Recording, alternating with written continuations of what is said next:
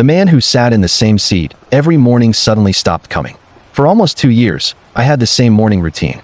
Wake up early, stop at the small cafe on the corner near my office, order the same coffee, and sit near the window before work started.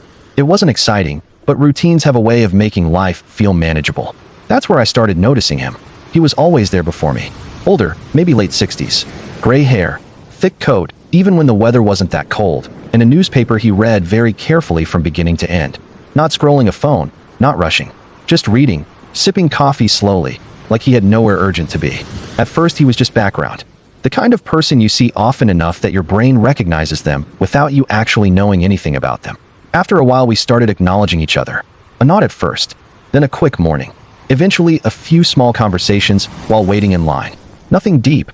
Comments about the weather, the coffee being stronger one day than the next, the occasional joke about how early it was. His name was Walter. I never asked much about his life, and he never asked much about mine. It wasn't that kind of friendship. It was the kind where two people share a small piece of time without needing explanations. And honestly, I liked it that way.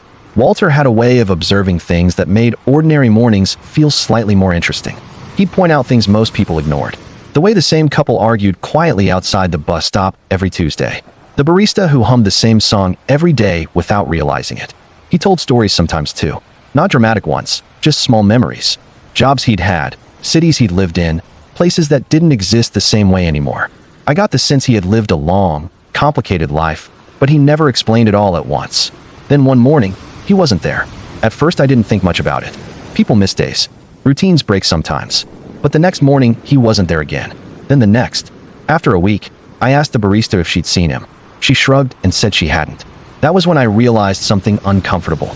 I knew this man's coffee order, the way he folded his newspaper, and which table he preferred, but I didn't know anything about where he lived or how to reach him.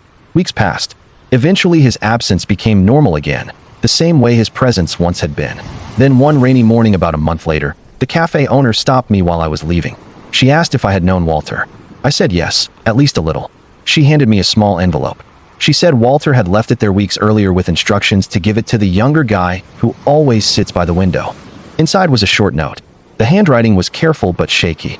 It said he had been sick for a while and knew his time was getting short. He didn't want the cafe staff worrying, and he didn't want to burden strangers with goodbyes. But he had enjoyed our conversations. He wrote that routine mornings had been some of the best parts of his week, and that it meant something to him that someone had listened to his stories without rushing him. At the bottom, he wrote one last sentence. Don't wait until you're my age to notice the quiet moments in your life. I folded the note and put it back in the envelope. Since then, I still sit by the window when I go there. The chair across from me stays empty most days. But sometimes, when the cafe is quiet and the morning light hits the table just right, I half expect Walter to walk in with his newspaper like he never left. Thank you for watching. Check out my channel for more stories like this. Please subscribe, like, comment, and share. Midnight Tea Stories.